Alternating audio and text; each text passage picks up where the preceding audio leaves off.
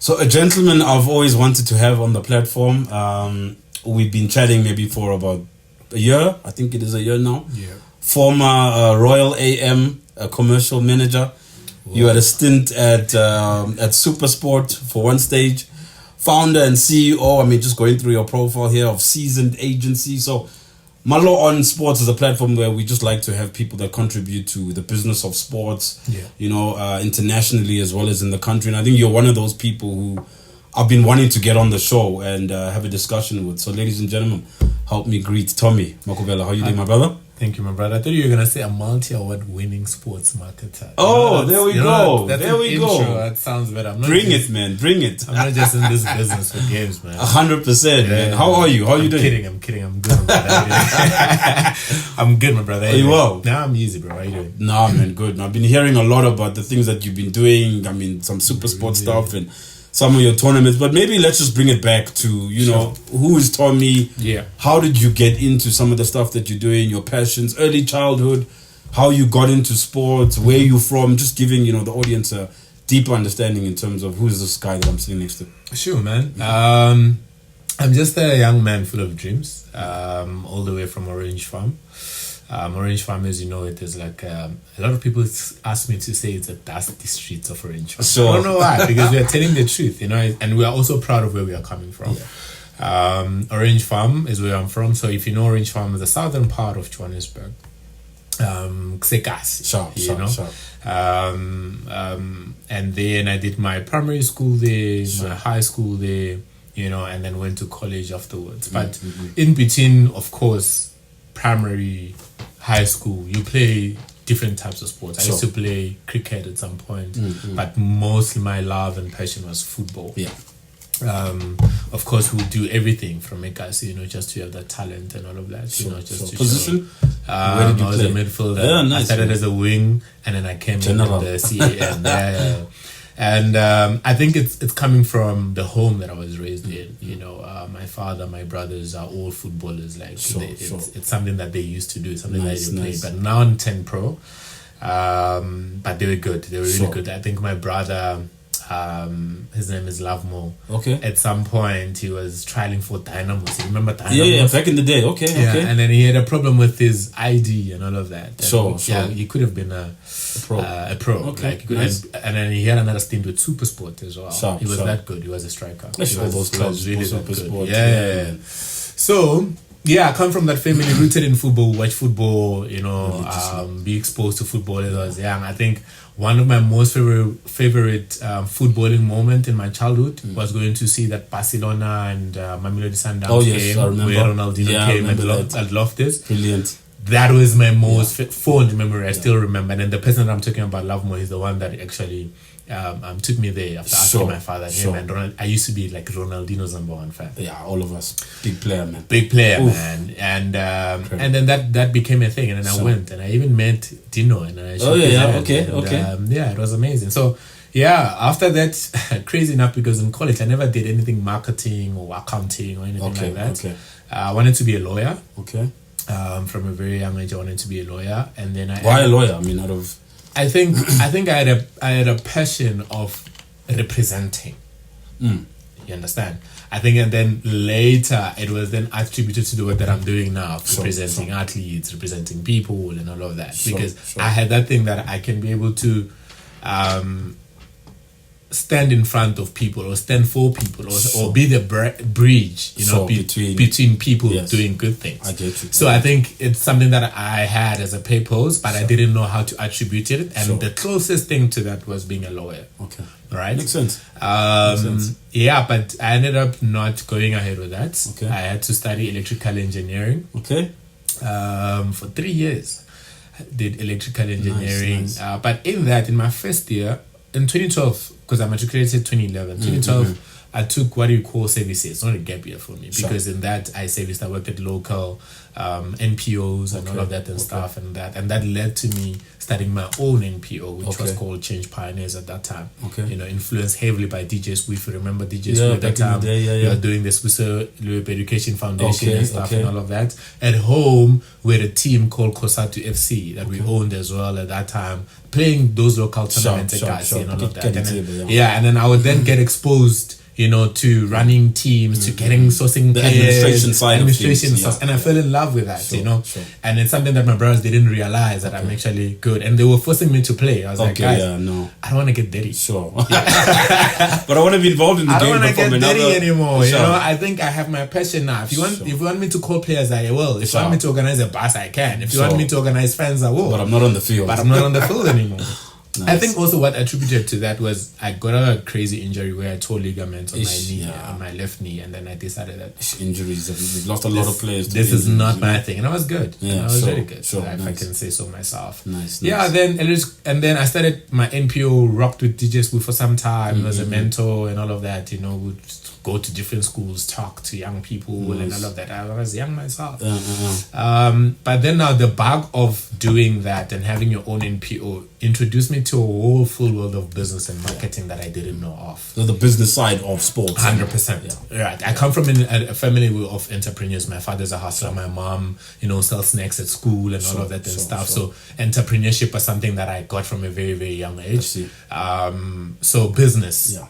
It's something that I guess I was born with because father is a hustler, mom is a businesswoman in a way, It's in your blood, man. It's in my blood, And then when I then started my NPO and riding with DJ Spoo and all of that and stuff, I then get exposed to a full world of corporates. Yeah. Coming from Orange Farm, there's no, of course.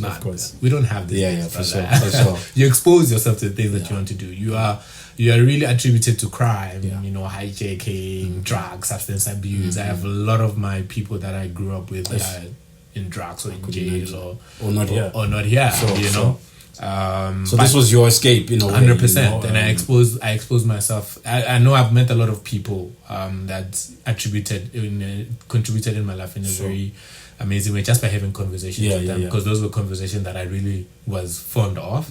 And then did that, electrical engineering and all of that. I nearly also became a metro police at some point. Okay. And I was like, nah, man. Interesting one.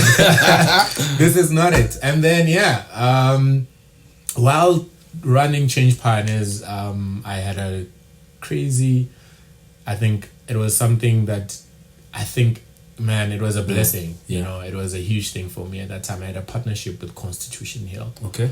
Constitution Hill, they were like, hey man, we love all the work that you're doing because you're advocating for youth empowerment under Change Pioneers. We're going to give you a partnership that we don't give to NPOs. We're going to run your programs here. We're going to do debates here. You're going to do seminars here. We're going to also integrate your NPO in our programs. And how did they see you? How did they...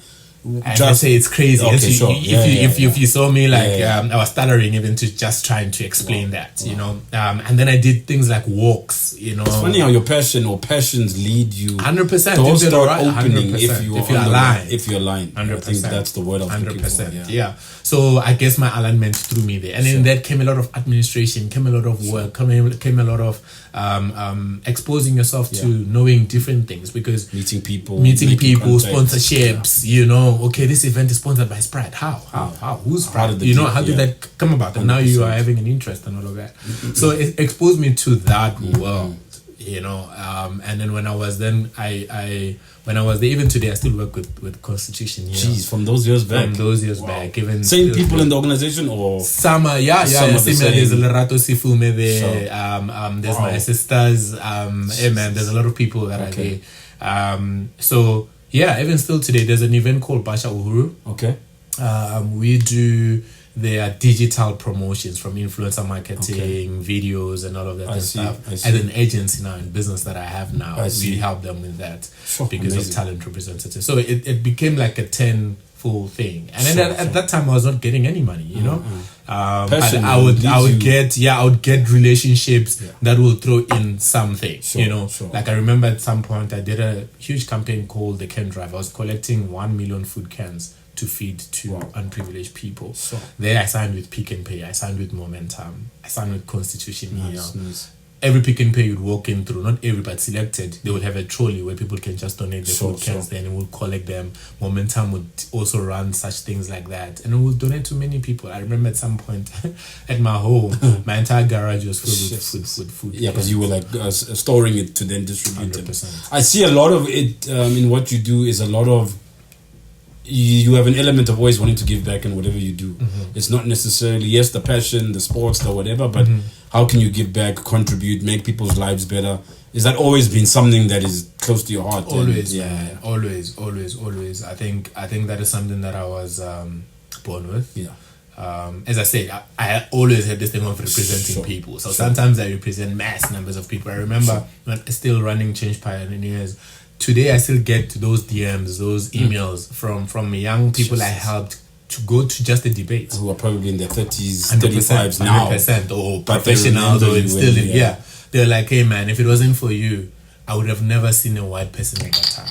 I would have never spoken to a white kid. I would have never battled in debate or did a spelling bee and felt good about myself if it wasn't for you. So things like that, I would have never had that program where it taught me about South Africa or taught me about laws or the constitution or whatever the case may be. I still get those testimonies even today. And then that shows that I was just a vessel into different people's lives. After that, I mean, where did your journey then move? After that project, where was your next career move? My next career move with that, I did a course with Richard Branson School of Entrepreneurship. It was in Bram. Yes. It was in Bram. So just go in, and do those classes, and that then exposed me to a different world of entrepreneurship, and that's where the bug bites in me. 100%. And man, I've been into different business since then. I've been into hospitality, where I would sell stadium suites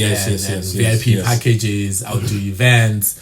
At some point I had my own wine business. Yeah, it's called Billion. Okay. Not Biliato. No, and Biliato came after me. Eh? We know Paul likes to drink that. Yeah. Biliato came after me. It was called Billion Wines. Lovely. From Franz Hoek. We had a very great relationship. So those things, you see, I was able to create opportunities for myself. I get you. And then man. How did the Royal AM gig opportunity? Yes. Okay. That's after COVID. Because the story I'm telling you, it's all pre-COVID and carrying things, From doing events, I did events. I got to also partner with a number of different people in the industry, from Glad or Clan 21, your label Gunguluzes. Yes. I worked with a lot of people. We brought in a number of celebrities and top class. So your journey hasn't always, sports has been a big thing, but there's also been like an entertainment side to it. So I had to bridge sport and entertainment. So that side, sports was still my thing because rugby I'm there, cricket I'm there and stuff. But in the VIP personal, and in that I then met a lot of people, players, and then sponsors from the hospitality side, hosting someone, and then I'm sponsoring here, we're looking to sponsor that, and then I'll then do those things like golf days with Pick and Pay. I'll be able to do those things as well. So it was still like the fundamental stuff, but I guess the fun stuff or the exciting more stuff was when you were doing your Devon July, what is this event that happens at Kalam DSTV Delicious and all of that, running that like a hospitality MamKhize and all of that. So that was then the interesting part. And then even with that, I was balancing with some other corporates. I remember I was working at Outsurance at some point. I was working for a London branch. We used to work UK hours from 3 p.m. to 10 p.m. Okay. And I was the client advisory, to the people in the UK, about their insurance, and stuff. So in that, I was balancing that and the hustle of hospitality, events and all of that. Did. I remember at Sun Arena, I did a lot of events at Sun Arena. So to go back again and do these shows that I'm doing now, I did a lot of things. I did Tammy, I did Joe Thomas, the AKA was orchestra.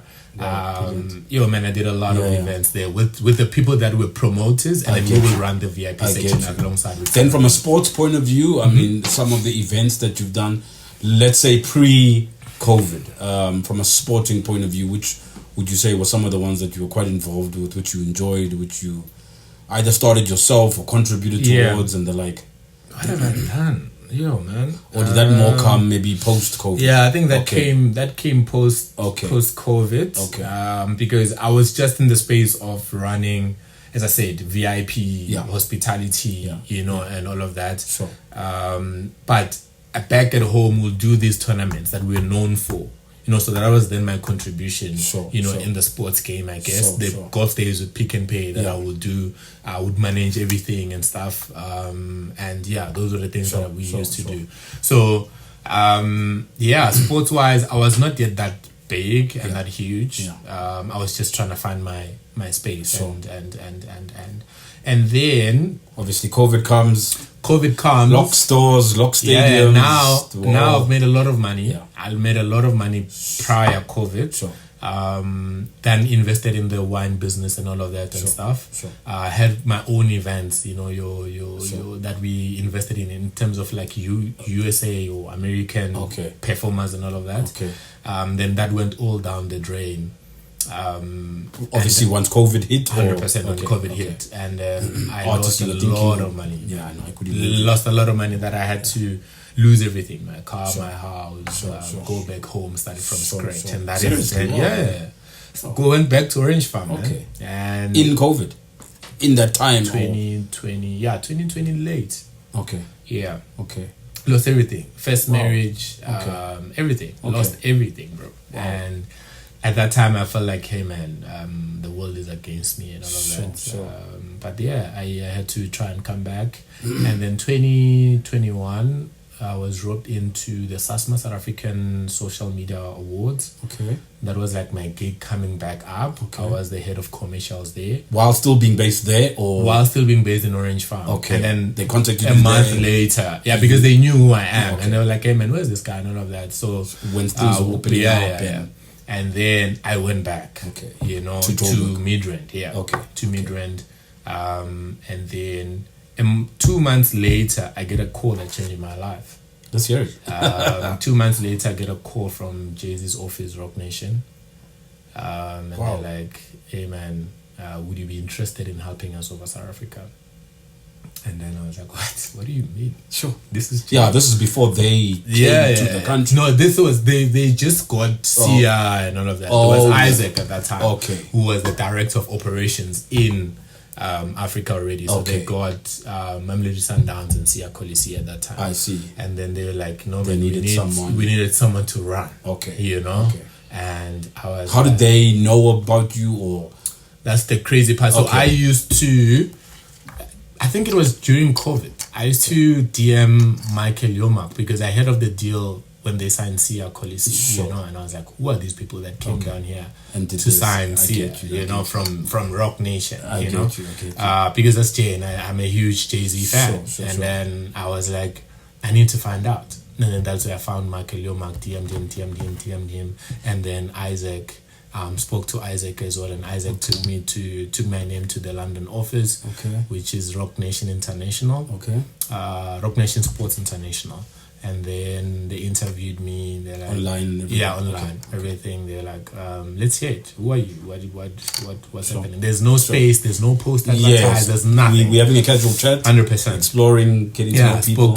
Spoke to them. They're like, hey man, you have the Roc Nation DNA. Wow. And then what do you think?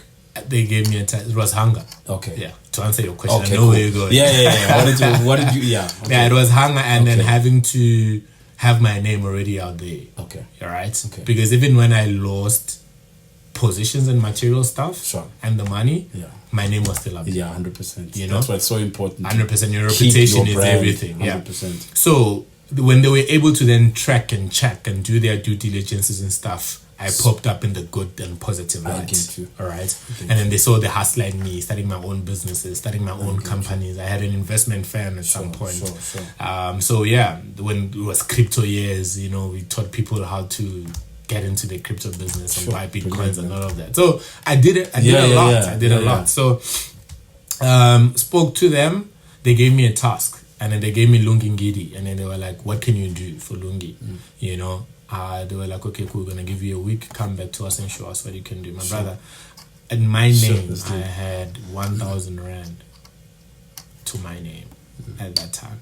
To make magic. I paid designer with my last money to do billboards for me, to put my mock-ups and my ideas into graphics and into life for me to be able to do this presentation. The first 2 pages of that presentation got me the job. The rest is history. And I haven't gotten to the part where they saw the billboards. Yeah, the class, it was hunger that got me. And then the fact that they told me that I have a Roc Nation DNA, I knew I can't mess this up. No, 100%. And I was driven by this thing that, hey man, I'm working for Jay and I've just lost everything. So this is, I think it's a call from the heavens, you know, for me to come back. So bouncing back, man, that is quite so huge, Paul, I mean, just to bring you in here, man. Yeah. Obviously, you're getting to know Tommy here for the first time. Just in what you've heard, I mean, what do you think? I mean, I'm also shocked with everything that he said, but it's quite a story, man. I think I'm also like stuck on the fact that you had to lose everything. Yeah, man. And then I think that's the most difficult part, where you lose everything. 100%. Yeah. Now you have to come back again. My brother. And the belief in yourself. Because I mean, most people wouldn't have, you know, just the belief in themselves that I can actually overcome this and come back. And come to you know, and in that where time, do you start? It was crazy because I lost everything, including my health. Sure. I was hit by stroke in those moments of losing everything. Sure. And then depression, stroke. I wouldn't come out of my room. Sure. My mom would be so stressed, you know, because when you go out, you walk the streets you used to drive. Yeah, I know. On. 100%. And they're like, you know, and then they laugh at you, and they're like, what was he doing? Sure. Thinking it's better than us, you know? And all that. And man, you have to face the world. 100%. You can't be in your room forever. 100%. You have to face the world. And then I did it with different moves and people calling me and giving me chances, you know. So a huge shout out to people like Weza at that time, who's running the South African Social Media Awards. Sure. And then huge shout out to people like Isaac. Isaac is someone that really held my hand at Roc Nation and said, I believe in you. You're a black brother like me. Sure. Let's do Is magic. he still there? Yeah. So I'm gonna tell you a story that's leading to Royal AM. Sharp. So we worked at Roc Nation. I mean, we did amazing things. We had a huge portfolio of A, like blue or A class athletes that you can start at any day. I mean, to even wake up and say you are representing Kevin De Bruyne, my man. That's come on. Yeah, I mean that's when you're like, hey, when you're cold calling or emailing or whatever, and like Mallo, I need to speak to you. Maybe we can strike a deal because you work for this brand. Sure. I work for Roc Nation. You're like, what? Yeah. Roc Nation. I'm like, yeah, Jay-Z's Roc Nation. Sure. And then you'll be like, what? Yeah. How? And then that fascination will either lead into a deal being signed or a close relationship 100%. That I'll have forever. You know? Because it was not normal at that time. Definitely. You know, to say a young boy from South Africa is working for. I became the first South African, you know, to work for JA because Isaac is not in. Isaac is born in Uganda and then raised in the States. South African, yes. So his relationship with Roc Nation started in America. I get you. Cool. Then we pushed. We worked we signed amazing deals, man, like Makhobela Sundowns and Red Bull, Makhobela Sundowns, Herbalife, Sia Collises, all of his deals. Bonium saw me with Spay, Bonium saw me with Telcom, Sharks Rugby with different brands and stuff. Pelele Fasis with Reynolds, Chesn Colby with Invest. So obviously you're a team, you know. So it will work amazingly in a way that we knew how to complement each other. Yeah. You know, in a team. You know, I can start the conversation, but I don't necessarily have to be the one finishing it. Okay, I get you. Understand? Everyone's got their 100%. So I was then the striker. Okay. I was like the Haaland of Roc Nation because I would go and open these doors. They will finish them or they will fumble them. Right? It's on them. Because a lot of relationships have been fumbled through that. Sure. I must say. So yeah, we worked 2 years, 2021 till 2023. Mm-hmm. I'm the head of commercials now in Africa for Roc Nation. Started as a strategic partnerships manager, a role that I gave myself, by the way. Okay, shout out to that. Okay, nice. That's dope, man. I carved myself, man. That's dope. No post advertised. They didn't even look for anyone and stuff. It's a conversation that I did myself, and they were like, "What do you want to be?" And I was like, "Strategy." And at first, on that interview that I was telling you about, the online one, they were like to me, "We're gonna give you a 30 days trial to show us what you can do. Okay, how many doors you can open and stuff." And I was like, clean, fine, game on." Sure. the following interview that I was telling you about. A month later. No. Oh, 7 days later, oh, because okay. that's where I was presenting that prezo, right? About Lungingidi. Yes. They're like, my man, tell us how much you want. Okay. After the week. Yeah. After you did enough in a week. Yeah. We don't even have to give you 30 days anymore. The other 3 weeks. Tell us how much you want. And I charged in dollars. And they were like, are you sure about this amount? And I'm like, yep. And they're like, you got the deal. Sure. What's your role? And I'm like, strategic partnerships manager. Done. So that's now, we're at 2023. Yeah. The Roc Nation stuff is like coming to an end. It's been a good stint. Where to now from that experience, which must have been amazing? Not really. Okay. Not really, because I think I made a move that I probably regret, but I think it was part of my journey. Okay. So I don't regret anymore. Sure. I regretted at that time. So I then went to join Royal AM. Okay, but I mean at that time, they were like head of commercials at Royal AM. Okay. I left with Isaac. Okay. I left with Isaac. With meaning he joined as well. Yeah. We like plotted it together. Okay. So we are leaving Roc Okay. Nation, and then we are leaving Okay. to seek greener pastures, because also MamKhize has been in our case to come and help her with the team, because she's seen the great work that we are doing with Makhobela Sundowns. Right? I see. So the only reason we took that is because we were promised to take reins of the club, because they wanted to be away from the club And not be like the as face. the family. Oh, I get you. You understand? I get you. Yeah, I like get you. because they wanted to separate their family Yes. with themselves, with the club. Okay, I see. You understand? I wouldn't have thought that. Yeah, would yeah. have been So there was just a lot. So that's how then the offer or the proposal came to us. Cool. We then took that to say, let's turn this around, because the year or the season before, they finished second in the league. Yeah, so So it was it was like, okay, cool. Sure. There's something here. I can work And then with this plan. also, when you think about it, leaving Jay-Z for MamKhize, Sure. all right. But at the end of, you're thinking in South Africa what it will mean. Sure. And then you're thinking and seeing what Reynolds is doing with Sure. Wrexham. Sure. Yeah, Sure. like that could be us. Sharp. No, I You get understand? I And get then our names will be written in the history books forever. Cool. It becomes an exciting project to take on. But hey, man. So she takes you both. She takes you three both. of us. There's three of and you. Kusi, yeah, Okay. and Kuselwa, who was our head exec. Sure. In terms of administration and all of that, Sure, at Roc sure, Nation. sure. So it's a three of us. Wow. Three musketeers. Leaving at the same time. Leaving what at did they think? So I left first. Okay. And then maybe a couple of months. Not a couple of months, couple of weeks. Wow. The two guys left. Okay. I wrote my first resignation. I remember it was in Durban, July. Okay. When I informed left them. Okay. I think it was July 2023. Yeah. Jesus. Okay. Yeah. That day I was dressing up. Sure. Because I You think were- Durban, July was on the 1st, right? I I was on the can't 1st remember. at that time. Okay. 1st of July. And Sure. I was dressing up. Then you And were then I like, was I'm out. I'm out. Okay. So that then happened. How was that experience with her, with the team, finding sponsors, running the commercial program? My man, it was... How were brands opening up, being receptive to It's this? exciting. Sure. At the same time, you need to understand there's a whole lot of reputational debt that needs to be done. Sure. This is the team that once paid players in the Nah, pitch yeah, in 100%. cash. Yeah. That thing stuck in Yes, people's minds. yes. So every time you're saying, I'm from Raleigh, I'm just like, oh, that Raleigh. Yeah. You understand? When you would approach brands. 100%. Yeah. Because that's the brand that has done that. It's not Yes. MamKhize. No, of course. It's not Andile. It's Royal AM Of course. that has done that. So you are now coming in and representing that Yes. brand. You To understand? people, that's the perception. Yeah. So changing that perception. Yeah, so at that time we are migrating from Devon to Pietermaritzburg. We are signing that controversial deal of a lifetime, that 27 million rand deal with Msunduzi municipality. Sure. That's the deal. And I officiated the deal on the day of the launch when we rebranded the stadium and all of that. Sure. Because I was the head of program and Sure. But I regretted going there the first day I went to Pietermaritzburg. Okay. Yeah.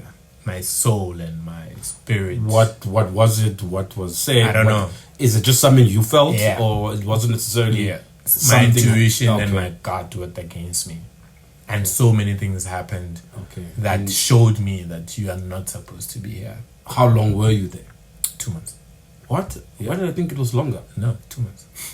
2 months. But in the 2 months, we did a lot because Okay. and then remember we got Herigwala Stadium. Sure. While it was Maritzburg United home, we Sure. changed it into the black and gold and stuff. Sure. We got that deal with Zinduzi Municipality. Municipality and launched it and launched the stadium and all of that. We got Itebule too as partners and all of that. We were trying to onboard 2 months. Bogart as the lifestyle partner. Okay. We're trying to get So things were happening. because it's who we are. Yes, you know, yes, 100%. myself and Isaac put Yes. into power because Kusi then manages things like the sales of the jerseys for the club, Okay, you know, the okay. activations, the marketing. I get you. She's doing an amazing job Nice, there. nice. So me and Isaac becomes the CEO of the club and I'm backing up as like the CMO I type get of you, thing, I right? get you. And then our job is to turn this brand around, Yeah. make as much revenue for the club and make history. Yeah. Because we strongly believe that things like that you win outside the pitch. Yeah.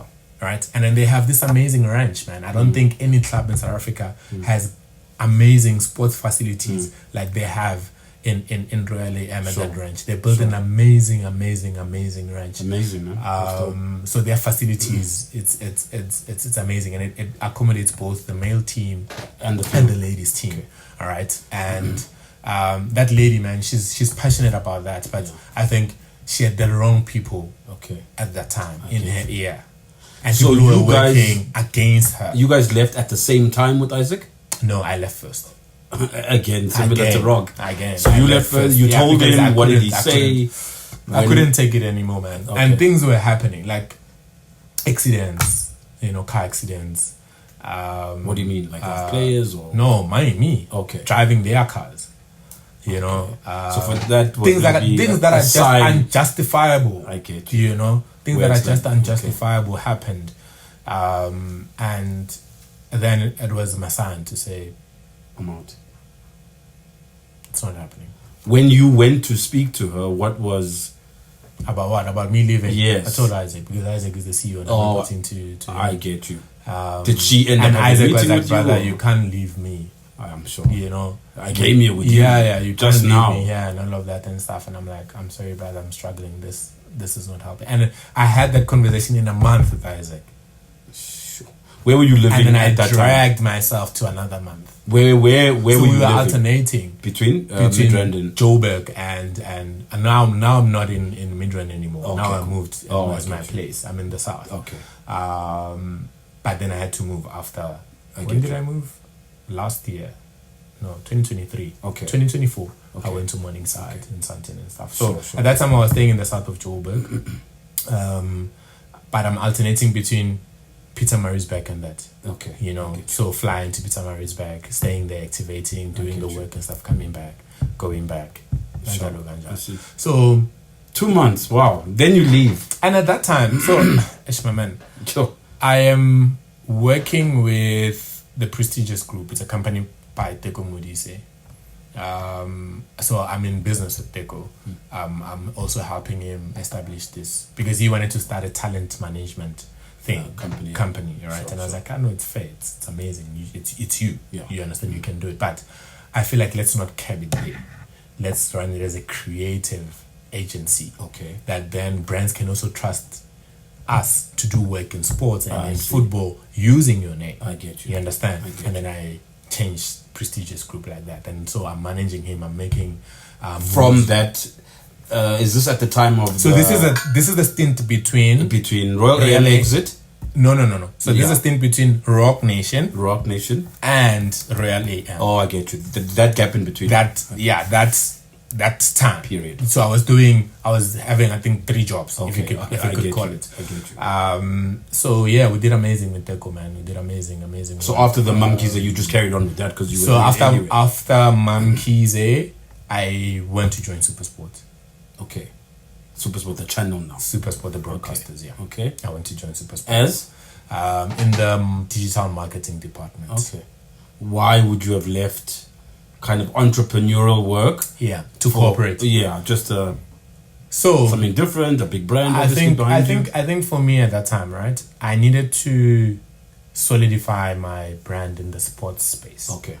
Okay. And there was no other brand that would have given me that. But Because I had a longer game with Sure. Supersport. Sure. All right. To be to end up heading the commercial department at Supersport. That was my game. And also I'm coming in at the time where Rendani is being made the CEO. Rendani and I worked together while I was at Roc, onboarding Sia Collis and doing the documentary and all of that and stuff. So I already know him. So I'm not saying he's gonna open doors for me or do any favors, but at least you're working with someone that you know. There's Simo Nalani as well, who's now the head of football when I get there. You understand? So I'm things were lining. So I'm willing. I'm able to sponge information and learn from them. You understand? Because this is a person that has grown from strength to strength to strength. You understand? In Supersport. So I get there, and can I tell you the crazy part? Yeah, I get there as a learner in the learnership program. Okay. Because my thing is, I'm just trying to get my name in the business. 100%. You understand? And everybody there knows who I am and what I'm capable of. And a lot of people were like, what are you doing as a learner? You are overqualified. What for this plan. I was like, I only just wanted to get my name into the office. Sure. And then from there, my work will speak for itself. Yeah. And then I'll get to where I wanted to get. Sure. And that happened. And how long was that stint? 2020.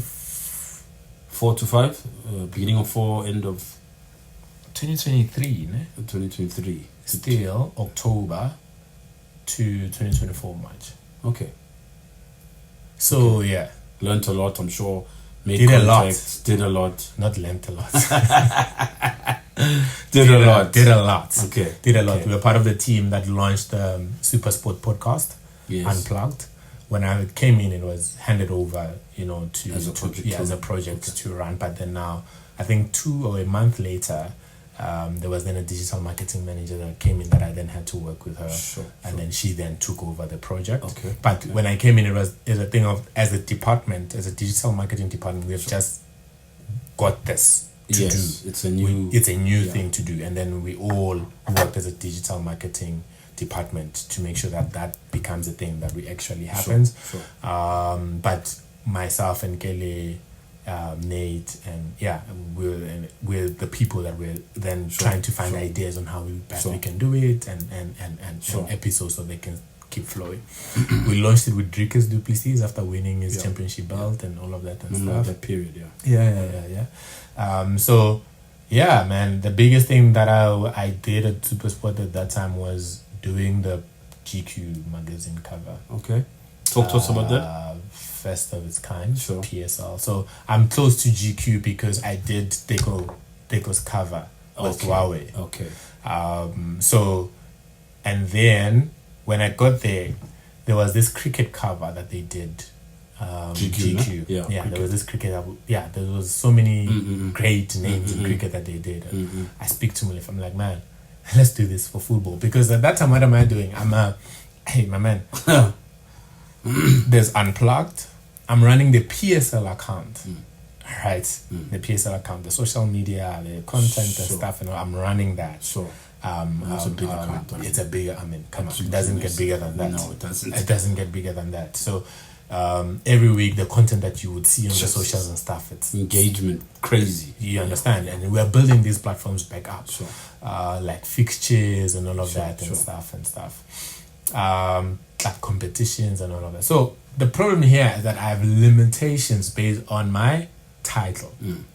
All right? Yeah, but not based off your ideas, ambition. No one can stand. 100%. No one can. 100%. No one. Sure. And then, so with that running of the PSL account, I speak to my friend like, hey, Mlefe, man, I think there's something that we can do football-wise here. He's like, what is it? I'm like, I would like to have a football GQ cover magazine. And he's like, okay, talk to me more. And I'm like, I think we can profile the youngest players that are exciting right now. On the cover. On the cover. Yeah, because you don't associate GQ. Yeah, you didn't. No. I mean, also, you've kind of changed the look is changing because Orlando Pirates is introducing all these new players. Kaizer Chiefs is introducing all these new players. Mamelodi Sundowns 100%. Is giving a 16-year-old minutes, So the game is changing. And who's also feeding that? The Supersport with the Asidlali league, right? That then the youngsters are getting feeded into the PSL, like Rilebule Mofokeng, and so many others, right? So at that time, I'm like, let's profile. Oh, coincidentally, it marks 10 years of that league. All right. Because then you have the stories of your Krankekanas, the Aubrey Mudibas, who come from the lower league of the Supersport, Master Chef and himself. It's 10 years. Now it's 10 years of producing that talent that is fair. So let's talk about it. Let's highlight it. 100%. So now I then select the players. I select the Mfundo Villa guys. I select this boy from Supersport that went to Belgium, Chandre Campbell. Sure. We select Relay, of course. Yeah, so 3 or 4. No, it was players. 5. Okay. Tapelo Maseko from Sundowns. Sure. And then I wanted to put Lupumlo Sifumba from Cape Town City, but then it was changed to the number 10. I think Andre, I don't remember his name anymore. Sure. So that then becomes a thing, right? That then becomes a thing. Hey man, it's getting the entire floor buzzing now to say, who is this boy? Yeah, but before that, a lot of people can see that this guy doesn't belong wherever he is. Sure. And I'm gunning for the post. It's a new post that is being advertised now. Okay. It's a commercial manager. Okay. And I'm like, that's my door. Okay. You know, that's my door to get in. You knew that. I knew. You needed to get in the door. You'll find where 100%. You want. 100%. I just needed to do that. So we do that, and it comes into the process. It's getting approvals. You know, it's getting a PSL.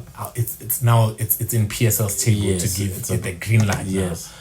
We are hoping for that because Supersport as a business has given it the green light because it also covers their 10 years and it makes them look nice and all of that and stuff. Head of football, something new, the digital component of it, the content that it ticks every box. 100%. PSL, can they see the vision? You know, can Manto see the vision and sign it off? Sure. She eventually does. Oh, lovely. It gets signed off. GQ is happy, PSL is happy, Supersport is happy. Then on the day of when it's coming as green lights into my email, I get pulled into an HR office. An HR office? Yep. An HR office. Okay. To talk about the registration of season agency. The registration? Yeah, because now I have a company that I launched 1st of Jan or 1st of Feb. Okay. That HR knew about or didn't know? Didn't know about. So the entire business didn't know about. Okay. And at that time, but it wouldn't have been a conflict. 100%. Okay. 100%. Yeah. So I then do what I start this company not to moonlight or anything. I start this company because there's an interest of people representation. I wouldn't even say athletes, but people representation. Because at that time, I'm asked by a close associate of mine to say, hey man, there's this young girl from Mpumalanga. She's doing amazing things in her brand and she's a model and stuff. We want to push, the idea here is to make her compete in the Miss SA. She just won a runner-up at Mpumalanga. So they're asking if you can assist. Asking me if I can assist with the brand. I'm like, shoot, this is a huge challenge. And I mean, now you look at my profile when it comes to people representation. I see a Kulisi there. I have Teko Mudisa. I have Chesden Colby. So this you can do. I can, but it'll be. Do I want to and all of that and stuff, you know? And then he tried to make the entire puzzle fit, you know. And then I was like, okay, cool, let me assist. So I then start the company to have the company to take care of that. Yeah. So they then see that on LinkedIn because immediately when we do this, we get the deal from Omoda. Oh. For Omoda to become posted in this. Yeah. Oh. Then I posted on my LinkedIn and stuff and all of that, and then. So you posted it. Yeah, of course. Okay. Because then I need to profile my journey, isn't it? 100%. And then I get into the HR office with that. They're like, hey man, this is what's happening now. You didn't declare a company. Yeah, and what's the company about? And I tell them and stuff, and then they're like, okay, cool, but hey man, it's not within the. We will need to investigate further. Okay. We will need to investigate further. Because the position that you're in is risky and stuff. And my man, there's a post that I'm gunning for, and then could be mine the next month, you know? The timing. Yeah, but because of also there's conflicts between me and my manager. Did you think there would have been a conflict when you post? Man. Okay, cool. No. Okay. No, I was doing it purely obviously Supersport being love, 100%. And I understand. I mean, they thought moonlighting and their risk and also the resources I have as a company. Remember, I sit in meetings where AFCON rights are being negotiated. So they're thinking, what if he can take some of this and then work on in favor, which I don't know how. Sure. Because I was then meant to be the person that goes out for brands to make things like Unplugged prosper. I see. You understand? I see. I'm the person that plugged Legend Barber into Unplugged by calling Sheldon and said, Sheldon, this is what we do. When I shoot a Legends episode, can you come in as a sponsor, blah, blah, blah, and then that happens. You understand? So... Sure. Okay, then I'm assuming they did investigations? No. I didn't give them the room to. What did you do? Resign. When? Like, how long? Immediately, coming out of that HR office. Oh, is it? Yeah. I wrote their letter of... You don't think they would have come back and said... I had a conflict with the manager at that time. Oh, is it? So, it didn't even suit you? She was scared for her position because she was not as strong as I was. So then the publication never dropped? What publication? I'm saying the GQ... No, it did. It did. Oh, is it? It did. After you had already left? Yeah, it did. Wow. And then even people who were now responsible for it, they're like, hey man, you left such a huge milestone.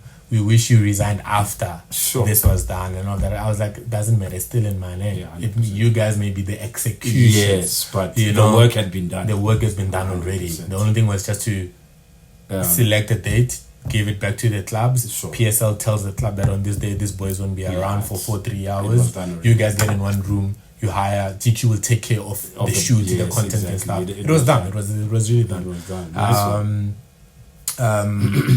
So the manager that came in, Kelly, then took over the project and stuff. And I remember on the day she was going to shoot, she was like, "Hey man, today we are shooting your cover, and I wish you were here, to see the great work that you have done and all of that." And Paul, we must get a copy of that. No, man, it's a beautiful. We must shout out to GQ. Yeah, shout out to Malefe. They did an amazing work with that. And then there was also some great elements that came out of that digital wise, the Supersport. Then they just like the podcast itself, hosted by Fiso Mazibugo, getting into these young boys to just speak about themselves. And it was a young panel of young talent that's doing amazing things in the football space, and that was amazing. And it was a game changer into football, 100%, and that got interest in my name. You've been there. So then 100%. That ends now. Supersport I resigned from Supersport, and I knew the thing is it got pushed against me because of how my then manager was feeling about me. So there was more to this than just because man, if I don't know if I'm going to get into trouble with this, but I'm going to say it anyway. If you're a manager, your goal is to make people under you thrive so that you can thrive, right? 100%. Now, what happens when, as a manager, you get a problem when a young person is actually hungry, ambitious, creative, and knows people? Yes. Now I walk out of the CEO's office, you're having problems. Yeah, I get you. Why are you having problems? Why can't you ask me and say, hey man, what's your conversation? You think maybe I'm snitching on you, or I'm gunning for your position, or whatever the case may be. So our relationship then turned sour. And then she was the one that pulled me into the HR office to declare that and all of that and stuff, to talk about that. And I knew that it's not a battle I'm gonna win because of also who she is in the sports space. Can't mention names. No. It will get me into trouble. But also her family of who they are. It was a battle that I will never win, even though I wanted. Politics, Paul. So they exist everywhere. They live everywhere, brother. So I leave Supersport. I leave Supersport, and I was sad leaving. I could imagine. I was sad. Do you think you would have still been there now? 100%. You'd have still wanted. 100%. So you weren't always thinking, I'll do 3-4 years. I gave myself 5 years with Supersport. Okay. So my 5 years was gonna end 2028, I think. Okay. So you would have been there now. Yeah, I would have still been there, and I would have done amazing things. I'm telling you that there's even people at Supersport that are like, Tom, we still need you. Or people are like, I mean, if you're here, we knew this was going to happen. And even the people that ascended into different positions, and stuff. And I think maybe that is why you remain, like, if something is yours, it's yours. And if it's not, it's not. And if it's not, it's not as well. So alignment is still a huge thing. that people need to bring them closer to themselves with. You know, I don't know how I can put it in layman terms, but trust me, alignment. If you're not aligned with who you are, your strengths, your godly purpose on earth, what you want to achieve, or the direction of where you're going, things won't mix, my brother. 100%. Things won't happen for you as much as you would want them to happen. You end up forcing things. You'll end up forcing things. You'll end up being in trouble with things, and things like mine, the unfortunate events. Will always happen, but it takes a brave heart. And I told people that if I didn't die, or if I didn't take my life when I lost everything, and my man, it was hard to make 100 rand. My guy, I am used to making hundreds of thousands, and then now it's hard to even make $100. If nothing, those are two different worlds. Do you get what I mean? Yeah. So if the world, it's not swallowing me up then. Yes, it can't now. Paul, before we wrap up, anything? So yes, I think I'm good. I'm actually encouraged about, like I said in the beginning, you were able to come back and you got all the opportunities you were looking for, and until you found yourself in a level where you have options, you know. I think I'm encouraged by your story. Big time. Yeah, big time. Big time, man. Thank you so much for sharing with us. Yeah, man. Now, just to wrap up, I mean, some of the current work projects that you're doing, brands that you work with, athletes, the next 5 years, where are you at? Sure, man. Now I'm proudly the CEO and founder of Season Agency. Sure. Season Agency is a sports and entertainment marketing agency where we do work in both worlds. Sure. I can tell you the one is true that the blueprint comes from Roc Nation. Jay-Z having to see the work that he does in sports and in entertainment as well, and fusing those two worlds together, from culture, lifestyle, economic points, and how they all fuse together. Sure. That's also the same thing that not the same thing, but more like the blueprint of how Season Agency operates. We do talent management as well. We help a number of people with their brands, the likes of Rilebule Mufukeng and stuff. That's talent. We also are in the sponsorship stuff world as well, where we are able to have conversations for brands or conversation for sports or entertainment events and stuff. We work with a number of different brands. I mean, like an amazing one would be Ona and Bafana Bafana. That's an amazing. That was your deal. You brokered, or you came partly, sure. But all credit goes to the Ona team for seeing the vision and all of that and stuff. Talent to the brand manager there. So having been close to things like that, shows where Season Agency really wants. Yeah, and I mean, sorry to cut you here, but had you stayed at Supersport, I mean, and this is maybe a question, would your agency be what it is today? Had you stayed, you wouldn't have been able to do both. So 100%. Looking back at it, isn't that... So there was an alternative, right? That either I drop my agency and focus at Supersport and finish that. I remember that was some of the conversation in the HR meeting, that either, choose. And then also after the investigation, they will tell me, what have they found, what I was doing, who I was speaking to, which didn't matter at that time. Because I then knew it's okay, there's a battle that I won't win. Yeah. So, of course, if I stayed at Supersport, I was going to have to cab Season Agency. But with me, I've always been a person that I'm known that I'm a mover and shaker, I'm a game changer. You'll be fine either way. I'll be fine either way. And man, we are thriving. Sure. We are thriving. Sure. One of the coolest projects and amazing project that I'm working on as well, it's the Shaga Sports, which comes with the Shaga Easter Soccer Tournament, Shaga Netball Tournament, Shaga Boxing Club, Shaga Running Club, rooted in the heart of the community, rooted in community upliftment, empowerment, talent identification, where teams have signed many players from that tournament and stuff, changing the game. Yes, and we are, this year we are launching it on the 31st of January, doing a draw. 64 teams are playing for R1 million. You have never seen anything like that. Ever. So we are the biggest tournament by virtue, not only the virtue of the grand prize, but brand wise and all of that. There's a La Liga partnership, I think, 100%, that you guys 100% that I brokered as well. Sure. So Bundesliga, La Liga are partnerships that globally, you know, they are our partners and all of that. We needed to. I think our dream is to say, as Shaka Sport, we took a Siyabonga from Soshanguve. He's now at Valencia, you know, or yes, Mainz, because of the relationship that we are trying to broker. Yes, side, there's players from the Shagista Soccer Tournament that are playing for Golden Arrows, Cape Town City, TS Galaxy, wara. But Shaga Easter Soccer Tournament is a huge thing. It's the biggest tournament in the country. Sure. We are launching in 31st. We have 5 divisions: under 13, no 6, under 13, under 17, under 15, females open, males open, and the masters as well. And amazing work, man. Absolutely. It's an amazing project. Yeah. I love your story, man. Really amazing project. So yeah, we are in the sport and entertainment space. Lovely, man.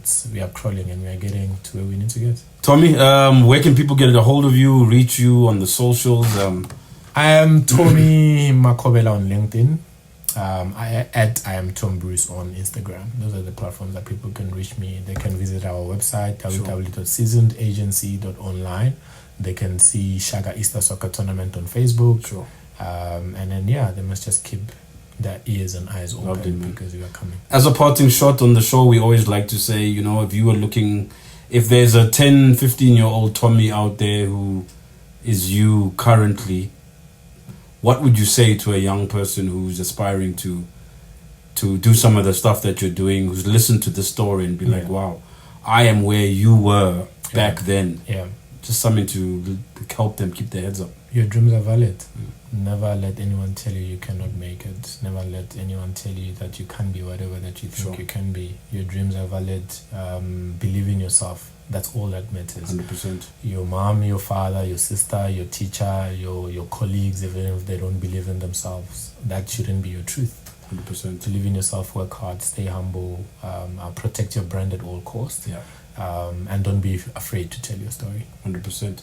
Tommy, my brother. Thank you. Mallo on Sports, we out. Thank you, brother. All good.